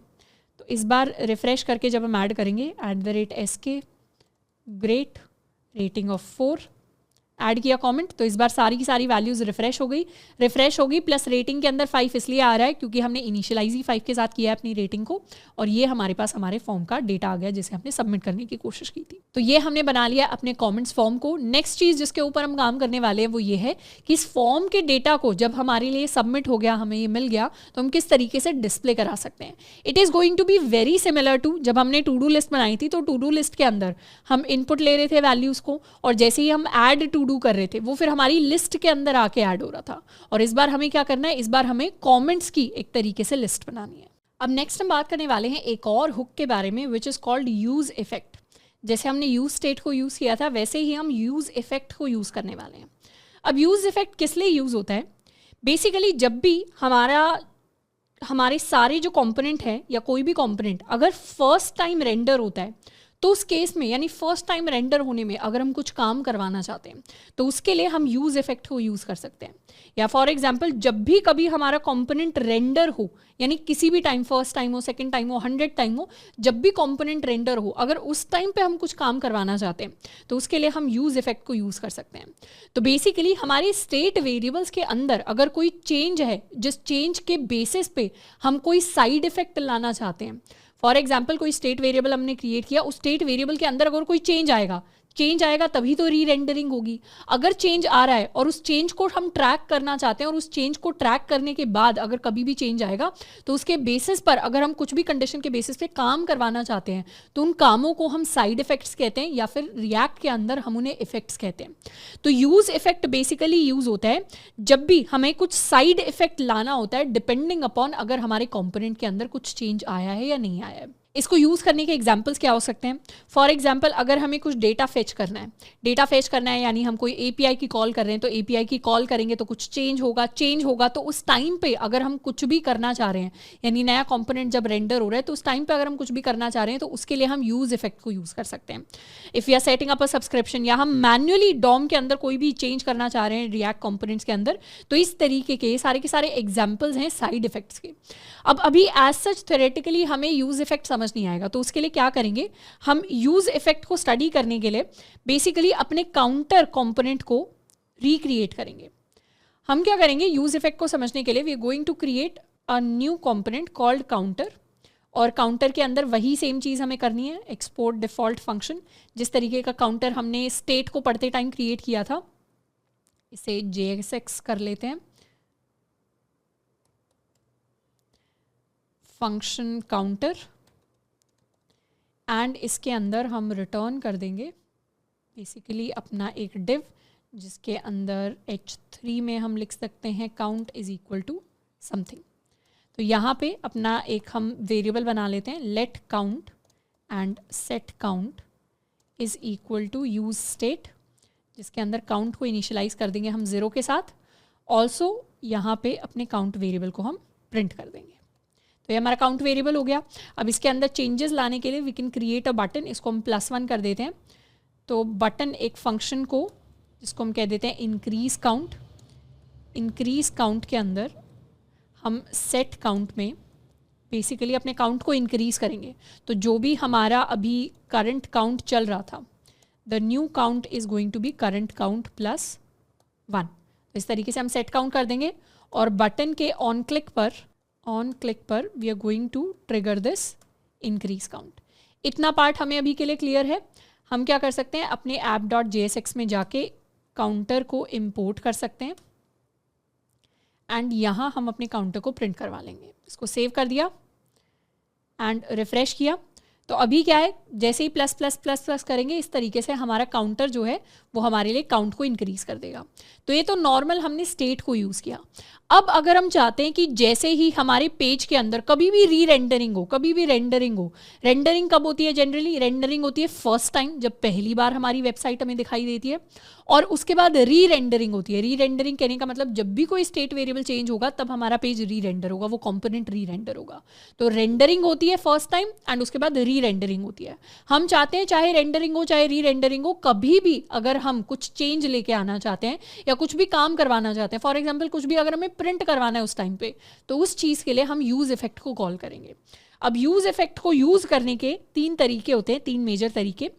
हम क्या करते हैं, जैसे हमने यूज स्टेट को लिखा वैसे ही हम यूज इफेक्ट को लिखते हैं, which is basically a method, a function. इसके अंदर पहला केस हमारे पास होता है जिसमें हम इसके अंदर किसी फंक्शन को पास करते हैं, और इस फंक्शन को हम बेसिकली अपना सेटअप कहते हैं। If we go to the official documentation of React, तो यहाँ पे use effect is a React hook that lets you synchronize a component with an external system. तो बेसिकली हमारा जो इंटरनल कॉम्पोनेंट है उसको सिंक्रोनाइज कर रहे हैं किसी और चीज़ के साथ, किसी, तो कहाँ कहाँ यूज़ हो सकता है उसके केसेस अभी हम पढ़ेंगे। बट उससे पहले यूज़ इफेक्ट को यूज़ करने के लिए हमारे पास दो पैरामीटर्स होते हैं। इनमें से एक होता है हमारा setup which is basically a function, दूसरा होता है कुछ डिपेंडेंसीज, और ये ऑप्शनल होते हैं। तो अभी के लिए डिपेंडेंसीज को छोड़ देते हैं, सिर्फ अपने फंक्शन के ऊपर ध्यान देते हैं। तो यूज़ इफेक्ट के अंदर हम अपने एक फंक्शन को पास कर सकते हैं, और जैसे ही स्टेट में कुछ भी चेंज आएगा, यानी कंपोनेंट जैसे ही रेंडर करेगा या री रेंडर करेगा, वैसे ये फंक्शन एग्जीक्यूट हो जाएगा। तो ये फंक्शन क्या है? ये फंक्शन एक तरीके से हमारा साइड इफेक्ट है। कोई भी रेंडरिंग होगी तो उसका साइड इफेक्ट क्या होगा? इस फंक्शन का एग्जीक्यूट होना। हम चाहते हैं जैसे ही री रेंडरिंग हो, काउंट इंक्रीज हो, हम कुछ प्रिंट करवाना चाहते हैं। तो उसके लिए सबसे पहले तो जैसे हमने यूज स्टेट को रिक्वायर किया है, वैसे ही हम रिएक्ट से अपने यूज इफेक्ट को रिक्वायर कर सकते हैं, और फिर यहाँ हम उसे एग्जीक्यूट कर सकते हैं यूज इफेक्ट। यूज इफेक्ट के अंदर हमें कोई फंक्शन पास करना है, तो इस फंक्शन को हम कुछ भी नाम दे सकते हैं। इसको हम कह सकते हैं प्रिंट समथिंग, एंड इसमें बेसिकली हम प्रिंट करवाएंगे console.log this is a side effect, and इसे कर लेंगे सेव। अब जैसे ही फर्स्ट टाइम हमारा पेज रेंडर होगा, वैसे ही क्या हो रहा है, दो बार हमारे लिए this is a side effect print होके आएगा। दो बार इसलिए प्रिंट होके आ रहा है क्योंकि app.jsx तो नहीं, हमारा जो main.jsx है उसके अंदर हम react.strict मोड यूज़ कर रहे हैं। इसको कमेंट आउट कर देंगे, तो ओके, इसे अगर हम इस तरीके से if we decide to comment it out, तो उसके बाद हमारे लिए एक ही बार प्रिंट होकर आएगा, क्योंकि हमारा कंपोनेंट क्या हुआ है, एक ही बार रेंडर हुआ है। बट अभी के लिए इसको हम रख सकते हैं सेव, एंड क्रॉस भी कर देते हैं। तो रिफ्रेश किया तो फर्स्ट टाइम तो एक बार प्रिंट होके आ गया, क्योंकि हमारे लिए कंपोनेंट एक बार रेंडर हुआ। पर जैसे ही हम +1 करेंगे, स्टेट चेंज हो गई, और ये क्या हो गया, एक और बार प्रिंट हो गया। दोबारा करेंगे, एक और बार प्रिंट हो गया। दोबारा करेंगे, एक और बार प्रिंट हो गया। दोबारा करेंगे, एक और बार प्रिंट हो गया। यानी अगर हमने यूज इफेक्ट के अंदर कोई फंक्शन लिखा है, तो स्टेट के अंदर किसी भी वेरिएबल के अंदर कोई भी चेंज आए, मतलब बेसिकली कंपोनेंट अगर री रेंडर हुआ, ये काउंटर कंपोनेंट री रेंडर हुआ, तो फिर ये साइड इफेक्ट हमारे लिए एग्जीक्यूट हो जाएगा। तो ये मतलब होता है यूज इफेक्ट को यूज करने का। अब ये तो हमने सिर्फ अपने सेटअप फंक्शन को यहाँ पे पास कर दिया। उसके अलावा हमारे पास दो और केसेस होते हैं अपनी डिपेंडेंसीज को यूज करने के। अब नेक्स्ट हम बात करने वाले हैं कि यूज इफेक्ट के अंदर हम डिपेंडेंसीज को कैसे पास कर सकते हैं। तो डिपेंडेंसीज कहने के हमारे पास दो केसेस होते हैं, और डिपेंडेंसीज आती कैसे हैं? ये डिपेंडेंसीज की जब हम बात कर रहे हैं, these are nothing but our state variables. For example, अभी तो हमारे पास सिर्फ काउंट है, पर इस काउंट को हम काउंट x, और हम एक और वेरिएबल क्रिएट कर देते हैं काउंट y। इसको भी हम काउंट x बोलेंगे, इसे हम काउंट y बोलेंगे। दोनों को हम 0 0 से स्टार्ट कर रहे हैं। एक होगा हमारा increase count x, set count x, ये हमारा एक फंक्शन हो जाएगा। इसी तरीके से हम एक और फंक्शन बना लेंगे इंक्रीज काउंट y, जहाँ पे हम सेट करेंगे अपना काउंट y। यहाँ पे हमने h1 बनाया है, उसी तरीके से हम यहाँ पर काउंट x को प्रिंट करवाएंगे, इंक्रीज काउंट x। यहाँ पर हम काउंट y को प्रिंट करवाएंगे, count y and increase count y। इसको सेव कर लेते हैं, रिफ्रेश कर लिया। अभी जो साइड इफेक्ट है वो ट्रिगर हो रहा है, हमारा यूज इफेक्ट का जो फंक्शन है वो ट्रिगर होगा विद एवरी री रेंडर। यानी हम इसको इंक्रीज करेंगे तो भी ट्रिगर होगा, हम इसको इंक्रीज करेंगे तो भी ट्रिगर होगा, इसे इंक्रीज करेंगे तो भी ट्रिगर होगा। इस बार जब भी कोई स्टेट वेरिएबल के अंदर कोई भी चेंज आ रहा है, हमारा यूज इफेक्ट ट्रिगर हो रहा है। बट हम चाहते हैं हमारा जो यूज इफेक्ट है सिर्फ काउंट x पे ट्रिगर हो, काउंट y पे ट्रिगर ना हो। तो उसके लिए we can pass it a dependency. तो यहाँ पर जो हमारा सेकंड पैरामीटर होगा उसमें एरे की फॉर्म में इस तरीके से स्क्वायर ब्रैकेट्स के अंदर हम डिपेंडेंसीज पास कर सकते हैं कि हम चाहते हैं ये जो ट्रिगर हो, ये वाला फंक्शन एग्जीक्यूट हो, वो सिर्फ काउंट x वाले चेंज पर ही एग्जीक्यूट हो। तो उसके लिए सेव कर सकते हैं, रिफ्रेश कर लेंगे। फर्स्ट टाइम तो एग्जीक्यूट हो ही रहा है, पर अगर अब मैंने काउंट x को किया तो एग्जीक्यूट हो गया, पर काउंट y को मैं इंक्रीज कर दूंगी, स्टेट को चेंज कर दूंगी, कंपोनेंट भी रीरेंडर हो रहा है, पर यहाँ पे कुछ प्रिंट होके नहीं आ रहा। काउंट x के केस में प्रिंट होके आ रहा है, काउंट मेरा इंक्रीज कर रहा है यहाँ पर भी, पर काउंट y के केस में कुछ प्रिंट होके नहीं आ रहा। तो इस तरीके से अगर हम चाहते हैं कि स्पेसिफिक स्टेट वेरिएबल के चेंज पर हमारा यूज इफेक्ट एग्जीक्यूट हो, तो उसके लिए उसे हम पास कर सकते हैं in the form of the square brackets. हम चाहते हैं दोनों केसेस में हो, तो एक तो है कि बिल्कुल भी हम कुछ भी ना लिखें, उस केस में भी दोनों में होगा, और इस बार अगर हम x को इंक्रीज करें या हम y को इंक्रीज करें, दोनों के केसेस में हमारा जो साइड इफेक्ट है वो एग्जीक्यूट हो जाएगा। अब एक और तरीका होता है, ये तो हो गया हमारा पहला तरीका जिसमें हम एरे पास कर रहे हैं और उसमें हम स्टेट वेरिएबल 1 पास कर रहे हैं, स्टेट वेरिएबल 2, स्टेट वेरिएबल 3, इस तरीके से। दूसरा तरीका होता है when we pass an empty array. उस केस का क्या मतलब होता है कि जब हमारा कंपोनेंट फर्स्ट टाइम रेंडर करेगा सिर्फ तभी साइड इफेक्ट होगा, उसके बाद अगर री रेंडर करता है तो री रेंडर के केसेस में हमारा फंक्शन एग्जीक्यूट नहीं होगा। तो री रेंडर के केस में फंक्शन एग्जीक्यूट नहीं होगा, तो उसके लिए यहाँ पे सिर्फ एम्प्टी एरे हम पास करेंगे। रिफ्रेश किया, अभी क्या हुआ, फर्स्ट टाइम एग्जीक्यूट हुआ है तो प्रिंट होके आ गया, बट इस बार अगर स्टेट में चेंज हो रहा है और कंपोनेंट री रेंडर कर रहा है, तो इस बार हमारी स्टेट के अंदर, इस बार हमारे यूज इफेक्ट की वजह से हमारे कंसोल के अंदर कोई चेंज नहीं आएगा। तो इस तरीके से हम अपने यूज इफेक्ट को यूज़ कर सकते हैं, और यूज़ करने के लिए हमें डिसाइड करना पड़ेगा क्या हम अपने कंपोनेंट के अंदर कुछ ऐसा चेंज लेके आना चाहते हैं जो सिर्फ एक ही बार हमें चाहिए फर्स्ट टाइम कंपोनेंट जब री रेंडर हो रहा है, क्या हम एक ऐसा चेंज लेके आना चाहते हैं जो बार बार होना चाहिए जब किसी पर्टिकुलर स्टेट वेरिएबल के अंदर चेंज आ रहा है, या कोई ऐसा चेंज लेके आना चाहते हैं जो हर बार एग्जीक्यूट होना चाहिए चाहे किसी भी स्टेट वेरिएबल के अंदर चेंज आके हमारा कंपोनेंट री रेंडर करे। अब नेक्स्ट हम बात करने वाले हैं कि यूज़ इफेक्ट को तो हमने देख लिया कि किस तरीके से काम करता है, हमने एक एग्जाम्पल देख लिया उसका, बट यूज़ इफेक्ट के रियल लाइफ के अंदर क्या क्या यूज़ केसेस हैं। यूज़ केसेस देखने के लिए we can go to the React documentation, और यहाँ हमारे पास बहुत सारे यूजेजेस लिखे होंगे। For example connecting to an external system, अगर we have some wrapping effect, non React widgets को अगर हम कंट्रोल करना चाहते हैं। फॉर एग्जाम्पल हमारे पास एक पेज है, वी हैव दिस पेज जिसको हम लोड कर रहे हैं, तो फर्स्ट टाइम हो सकता है कि लोड करने से पहले कुछ कुछ चीज़ें हो जो हमें चाहिए हो, यानी कंपोनेंट जब फर्स्ट टाइम रेंडर कर रहा है उससे पहले फॉर एग्जांपल हम किसी डेटाबेस से डेटा को फेच कर रहे हैं। अब ये जो डेटा को फेच करने वाला ऑपरेशन है ये एसिंक्रोनस ऑपरेशन है, ज़रूरी तो है नहीं कि ऑपरेशन एकदम से कंप्लीट हो जाएगा, हो सकता है उसमें कुछ टाइम ले रहा हो।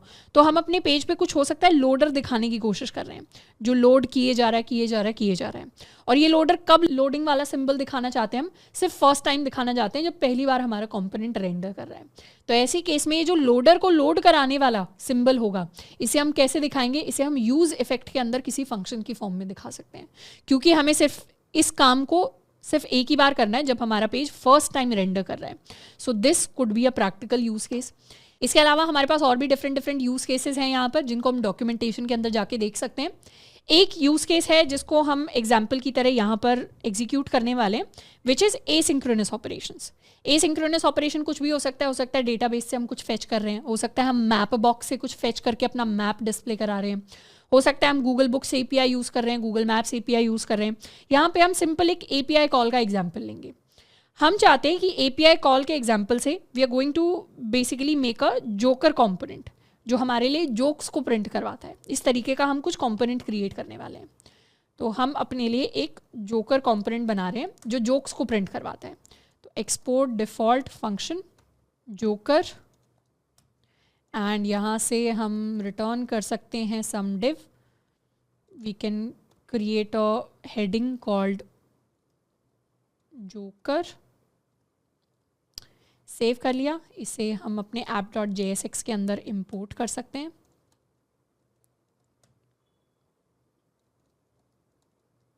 एंड ये हमारा जोकर कंपोनेंट हमारे पास आ गया। अब जोकर कंपोनेंट को यूज़ करने के लिए we are going to use an API. Let me search for free joke APIs, and इसके अंदर एक एपीआई थी जिसको शायद हमने ऑलरेडी यूज़ किया था, नॉट दिस वन।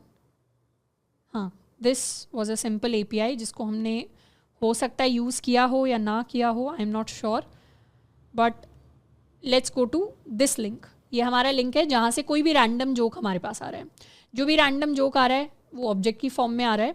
अभी के लिए इसको कॉपी कर लेते हैं एंड joker.jsx में इसे हम एक वेरिएबल के अंदर स्टोर कर लेंगे। constant url is equal to ये हमारा API का URL हो गया। अब रिएक्ट के अंदर जो API रिक्वेस्ट भेजने का तरीका होता है वो बिल्कुल सेम होता है एज कम्पेयर टू जावास्क्रिप्ट। हम यहाँ पे भी फेच को यूज़ करेंगे। तो फेच को यूज़ करने के लिए we can create a function called get joke, या इसको गेट जोक बोल सकते हैं, गेट न्यू जोक बोल सकते हैं, कुछ भी इसे नाम दिया जा सकता है। अब गेट न्यू जोक से क्या होगा, और यहाँ एक बटन हम दे देते हैं, या अभी के लिए सिर्फ गेट न्यू जोक से क्या करेंगे, इज इक्वल टू, अब ये जो हमारा फंक्शन बनेगा this will be an asynchronous function, क्योंकि जब भी API को यूज़ कर रहे हैं वो एसिंक्रोनस ऑपरेशन होगा। तो हम क्या करेंगे, फेच के अंदर पास कर देंगे अपना URL और रिक्वेस्ट भेजेंगे और इसे कर लेंगे अवेट। यहाँ से हमारे पास कुछ रिस्पॉन्स आएगा URL से। जो रिस्पॉन्स कैसा दिखाई देगा, जो रिस्पॉन्स ऐसा दिखाई देगा, बस जेसन फॉर्मेट के अंदर होगा। तो लेट इसको कह देते हैं रिस्पॉन्स, या इसको कह देते हैं रिजल्ट, जो भी, let's call it response is equal to this. उसके बाद हम इस रिस्पॉन्स पर डॉट जेसन यूज़ करेंगे, इसे हम जेसन रिस्पॉन्स के अंदर कन्वर्ट करेंगे। JSON response is equal to await our response dot JSON. And फिर हम फाइनली क्या करने वाले हैं, एक बार इसके लिए हम कंसोल डॉट लॉग करवा देंगे अपने जेसन रिस्पॉन्स को। तो ये हमारी API को हम कॉल कर रहे हैं, और यहाँ पर हम एक बटन दे देते हैं, let's give a button, we will write new joke, और बटन के ऑन क्लिक पे हम कॉल कर रहे हैं अपने गेट न्यू जोक को। यहाँ पे आ जाते हैं to our white page, refresh. जैसे ही न्यू जोक के ऊपर हमने क्लिक किया, थोड़ा सा टाइम डिले हो सकता है पर हमारे लिए एक नया जोक आ गया। जैसे ही न्यू जोक के ऊपर दोबारा क्लिक किया, एक न्यू जोक आ गया जिसके अंदर अलग वैल्यू है। अब ये जो जोक है ये अपने आप में एक ऑब्जेक्ट है, इसके अंदर दो चीज़ों को हम यूज़ करेंगे, अपनी पंच लाइन और अपना सेटअप। जनरली जोक्स के अंदर पहले सेटअप आता है, फिर पंच लाइन यानी जो फाइनल जोक वाला पार्ट होता है वो आता है। तो हम इसी तरीके से यहाँ पे क्या करने वाले हैं, एक H2 ले लेते हैं एंड इसके अंदर सबसे पहले तो हम प्रिंट करवाएंगे अपने जोक का जोक डॉट सेटअप, एंड यहाँ पे हम प्रिंट करवाने वाले हैं जोक की पंच लाइन। अब ये जो जोक है we can make it a state variable, ताकि ये हमेशा हमारे पास रहे। तो एक ऐसी चीज़ है जिसको हम बार बार प्रिंट करवाना चाहते हैं अपना जोक, तो इसको हम स्टेट वेरिएबल बना सकते हैं। Let joke and set joke is equal to use state, जिसके अंदर शुरुआत में जोक को हम एक एम्प्टी ऑब्जेक्ट की तरह इनिशियलाइज कर सकते हैं। This is going to be an empty object जिसके अंदर कोई चेंज नहीं हुआ।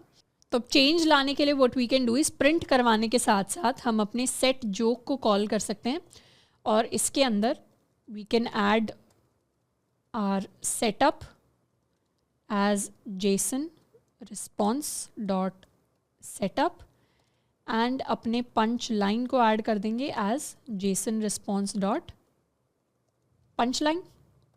इसको सेव कर लेते हैं, रिफ्रेश किया, न्यू जोक के ऊपर क्लिक किया, जैसे ही रिस्पॉन्स आया हमारा यहाँ पर भी रिस्पॉन्स आ गया, यानी this is the punch line and so this is the setup and this is the punch line, और ये हमारे पास सेम चीज़ प्रिंट होकर आ गई।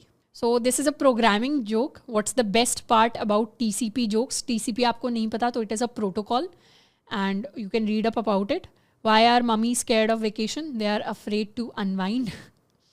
एंड न्यू जोक, तो इस तरीके से we have a lot of different jokes जो हम यहाँ पे प्रिंट करवा सकते हैं। अब ये तो हो गया जोक्स को प्रिंट करवाने का तरीका, बट एक चीज़ आप नोटिस करोगे, जैसे ही हम इस पेज को रिफ्रेश करते हैं वैसे ही क्या होता है, यहाँ पर हमारे पास ऑलरेडी कोई जोक नहीं है, पर हम तो चाहते हैं कि फर्स्ट टाइम पे भी कोई जोक होना चाहिए। अब फर्स्ट टाइम पे जोक होना चाहिए, उसको एग्जीक्यूट करने का एक तरीका तो होगा कि ये जो यूज स्टेट है यहीं पे हम फर्स्ट टाइम एक ऐसा फंक्शन पास कर दें, यानी ये गेट न्यू जोक ही पास कर दें। अगर इसको कॉपी कर लिया एंड इसे अगर हम पास करें, सेव करें, तो यहाँ हमारे पास क्या आएगा, कुछ एरर हमारे पास आएगा, cannot access get new joke before initialization. इसको भी अगर कमेंट आउट कर दें, लेट्स सपोज हम यहाँ से कुछ नहीं कर रहे, रिटर्न कर रहे हैं बस अपना जेसन रिस्पॉन्स जो इनिशियलाइज करने के काम आएगा। साथ के साथ we can cut this, paste it here, refresh, cannot access URL before initialization, तो URL को भी हम ऊपर पेस्ट कर देते हैं, सेव, रिफ्रेश, ठीक है। अब यहाँ क्या हुआ, यहाँ हमारे पास जोक एग्जीक्यूट हो गया, मतलब प्रिंट होके तो आ गया joke, we have the joke. तो बेसिकली API कॉल तो गई, कहाँ पे गई, यहाँ पे जब हमने गेट न्यू जोक से ही इनिशियलाइज किया अपने जोक को, तो यहाँ पे एपीआई कॉल तो हमारे पास गई है और 2 बार हमारा जो इनिशियलाइजेशन है वो 2 बार हो रहा होता है क्योंकि हम स्ट्रिक्ट मोड के अंदर यूज़ कर रहे हैं, तो इसीलिए यहाँ पे 2 जोक्स हमारे लिए प्रिंट हो गए। बट फिर भी यहाँ पे कुछ प्रिंट होके नहीं आया। उसका रीज़न ये है कि जब कंपोनेंट्स के अंदर जाके हम चेक करेंगे, if we check the joker component, तो इसके अंदर स्टेट वेरिएबल के अंदर वैल्यू नहीं है। स्टेट वेरिएबल के अंदर एक प्रॉमिस है जो हमारा जोक वाला स्टेट वेरिएबल था। ऑल्सो स्टेट वेरिएबल यहाँ डीबगिंग के टाइम पे हमें एग्जैक्ट वेरिएबल का नाम दिखाई नहीं देता, सिर्फ स्टेट लिखा हुआ आता है। तो हुक्स के अंदर यहाँ पे स्टेट वेरिएबल में हमारे पास सिर्फ प्रॉमिस लिखा हुआ आएगा, वो वैल्यू नहीं आएगी। तो बेसिकली हम इनिशियलाइजेशन के लिए, यूज स्टेट में इनिशियलाइजेशन के लिए एसिंक्रोनस फंक्शंस को नहीं पास करते क्योंकि उनसे वैल्यू हमारे पेज के यूआई में दिखाई हमें नहीं देती। तो इसीलिए हमें क्या करना पड़ता है, यहाँ पे फर्स्ट टाइम अगर किसी चीज़ को अगर हमें इनिशियलाइज करना है या कुछ और ऑपरेशन अगर हमें परफॉर्म कराना है, तो वो सारी चीज़ें हम इम्प्लीमेंट करते हैं यूजिंग यूज इफेक्ट। तो हम क्या कर सकते हैं, यहाँ पर बेसिकली हम एक नया मेथड बना सकते हैं and we can call it use effect. के अंदर हम एक नया फंक्शन बना सकते हैं और इस फंक्शन को हम नाम दे सकते हैं गेट फर्स्ट जोक, यानी हमें फर्स्ट टाइम जो जोक चाहिए उसको गेट करने का काम ये वाला फंक्शन हमारे लिए करेगा। और अभी के लिए यहाँ पे सिर्फ हम एम्प्टी ऑब्जेक्ट को पास कर सकते हैं, कोई प्रॉब्लम नहीं है। मतलब ये तो आप इनिशियलाइज कर दो किसी भी एम्प्टी ऑब्जेक्ट के साथ, बस यहाँ पे क्या करना है, यहाँ पे हमें उसे इनिशियलाइज करना है। अब गेट फर्स्ट जोक भी क्या होगा, एक एसिंक्रोनस फंक्शन होगा। इसके अंदर भी ये सेम काम हम कर रहे होंगे। कॉपी कर लेते हैं, पेस्ट कर देते हैं, रिटर्न कराते हैं और ये जो प्रिंट करवा रहे हैं इन्हें हम हटा देते हैं। तो बेसिकली जो काम हर बार नया जोक लाने में हो रहा था वही फर्स्ट टाइम जोक लाने में हो रहा है, बट इस बार हम सेट जोक को ही यूज़ करेंगे। बस इस बार ये काम हमारे यूज़ इफेक्ट के अंदर हो रहा है और हमें पता है यूज़ इफेक्ट में अगर हमें एक ही बार काम करवाना है, what we can do, we can pass an empty array. इसको सेव कर लिया एंड इस बार अगर हम रिफ्रेश करेंगे, okay use effect is not defined, तो ऊपर उसे इंपोर्ट कर लेते हैं। इस बार जब हमने रिफ्रेश किया पेज को, destroy is not a function, must not return anything besides a function which is used for clean up. Okay, यहाँ हमारे लिए क्लीन अप के लिए एक वार्निंग आ गई है। बेसिकली जब भी हम कोई एसिंक्रोनस फंक्शन यूज़ करते हैं यूज़ इफेक्ट के अंदर, तो जनरली हम उसे डायरेक्टली इसी तरह नहीं लिखते। हमें क्या एडवाइस किया जाता है कि हम क्या करें, हम एक नॉर्मल एरो फंक्शन बनाएं, उसके अंदर अपना एसिंक्रोनस फंक्शन लिखें, जैसे यहाँ पे फेच डेटा का एग्जाम्पल लिया है, और फिर उस फंक्शन की कॉल के बाद अपने फेच डेटा को हम कॉल कर दें। तो यहाँ पे जो एडवाइस स्ट्रक्चर होता है, जो रिएक्ट ही हमें एडवाइस कर रहा है करने के लिए, वो ये है कि सिंपली एसिंक्रोनस फंक्शन लिखने की बजाय क्या करो, अपना एक नॉर्मल एरो फंक्शन बनाओ। या आपने एरो फंक्शन बना लिया जो यहाँ पर खत्म हो रहा है। बेसिकली आपने एरो फंक्शन के अंदर अपने इस एसिंक्रोनस फंक्शन को डिफाइन कर लिया और अब इसी को कॉल कर दो, गेट फर्स्ट जोक, इसी को कॉल कर दो। ये चेंज लेके हमें आना पड़ेगा। रिफ्रेश किया, वार्निंग्स हमारे लिए हट गई। वेट करेंगे थोड़ी देर तो ऑटोमेटिकली हमारे लिए अब फर्स्ट जोक आ जाएगा। दोबारा रिफ्रेश किया तो ऑटोमेटिकली फर्स्ट जोक आ गया। दोबारा रिफ्रेश किया, ऑटोमेटिकली हमारे लिए फर्स्ट जोक आ गया।